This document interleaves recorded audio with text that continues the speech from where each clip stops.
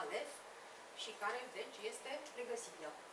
Și care, Vicky, numai un pic ca scop, Da. și care urmează a fi colegii de la catalogare, sunt în proces de completare a tuturor fișelor din așa numita BCU02 din catalogul cu fișe digitizate, deci fiecare document este luat din depozit, este prelucrat integral, adăugate toate informațiile care lipsesc din Astfel această încât să fișă. fie descrierea completă. Da, și apoi ele se mută în BCU02.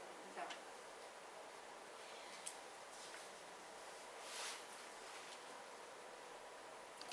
Catalogul digital versus, pardon, catalogul general versus biblioteca digitală.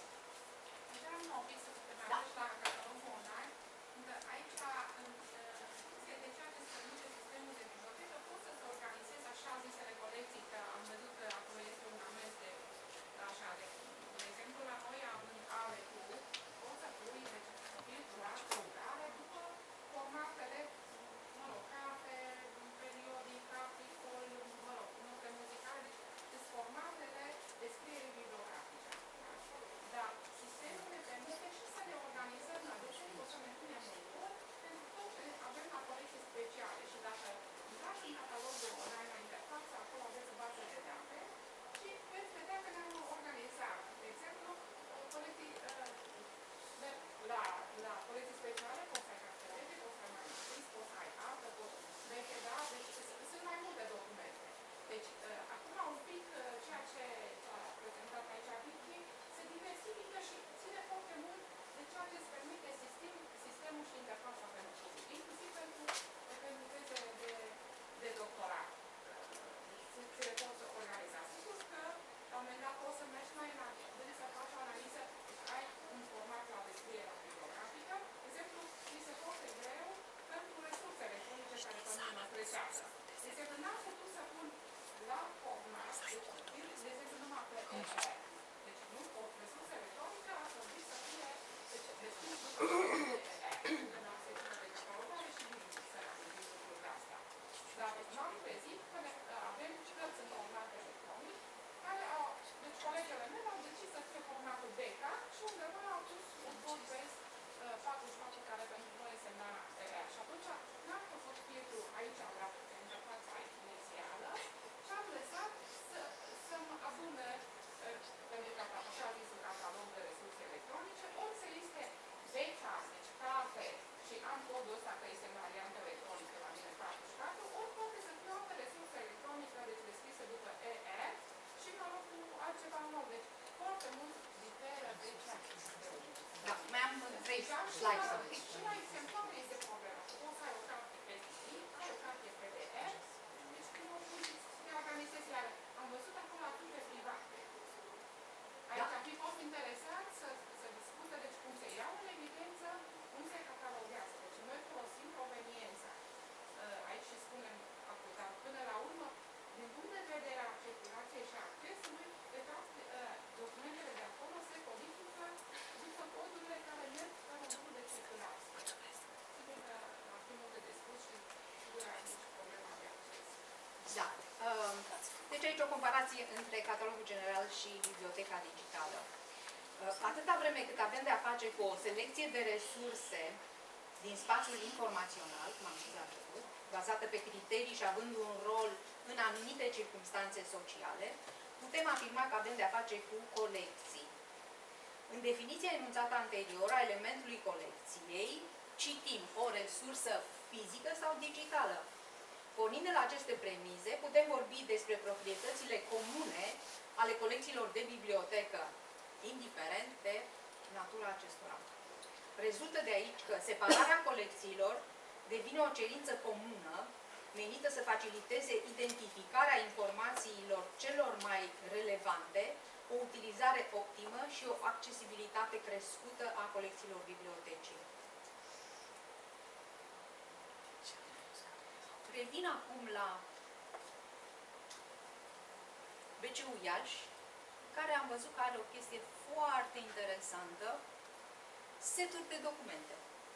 Deci ei nu au colecții digitale ca să fie împărțite pe categorii, nu știu ce. În schimb, au o foarte interesantă modalitate de separare a colecțiilor, ca care există precis și în catalogul general, dar ele sunt grupate în așa fel încât accesul să nu mai fie, să fie cât se poate de rapid și de direct și să nu mai fie nevoie să cauți și să dai la o parte din catalogul general tot felul de lucruri care nu te interesează, ci doar să mergi pe niște seturi de documente.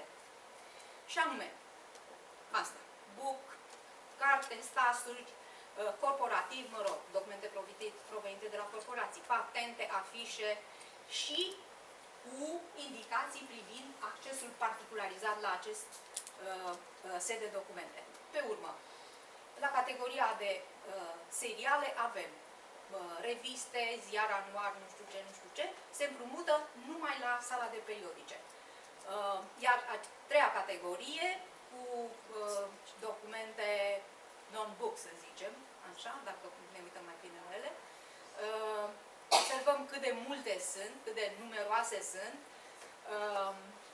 Așa, spre sfârșit ajungem la carte veche românească, carte rară, manuscrise, arhivă. Se împrumută numai la sala de colecții speciale, nu știu ce. Imediat termin. Propuneri minimale. Astea sunt niște propuneri pe care eu mi-am permis să le fac, având în vedere cele prezentate mai înainte. Colecția de carte curentă și colecțiile speciale trebuie să fie separate. Colecțiile speciale incluzând carte veche, carte rară, manuscrise, fotografii, muzică tipărită, documente de arhivă, etc. Acestea din urmă necesitând un tratament special și un regim de acces particularizat. Valorificarea catalogelor tradiționale prin digitizare, cu sau fără includerea datelor bibliografice aferente în catalogul online. Și am un exemplu de la BCU Iași și BCU Cluj. Evidențierea fără intervenții în datele bibliografice a colecțiilor de e-books sau altor baze de date constituite pe domenii și provenite de la edituri recunoscute.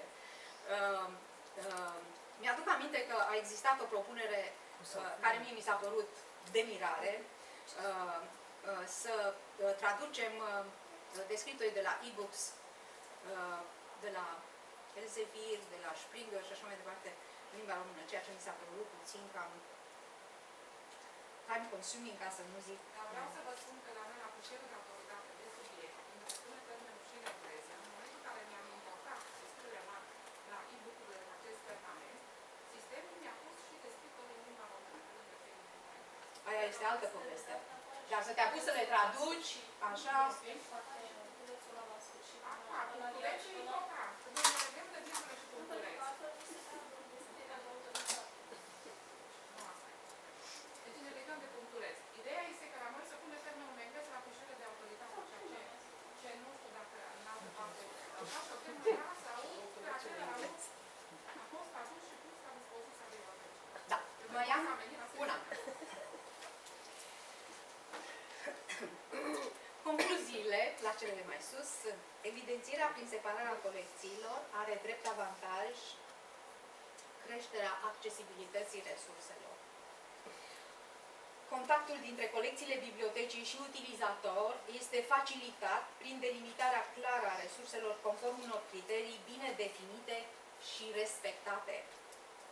Respectarea criteriililor și expunerea colecțiilor fără obligativitatea parcurgerii unor etape sau strategii de căutare intermediare, ce am spus puțin mai devreme la seturile de documente de la BCU Iași, măresc vizibilitatea colecțiilor și eficiența resurselor.